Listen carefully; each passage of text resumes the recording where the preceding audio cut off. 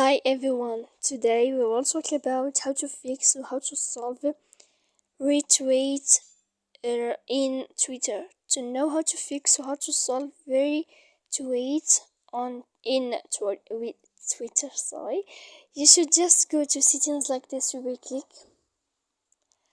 After that, in this page, you will go to apps, default apps, app settings. When you will see this list, you will go down to find the application of Twitter and you will enter. When you will see this page, you will go to click for stop. After that, you will enter to storage. When you will end this, you will click clear cache. Then you will go to click clear data.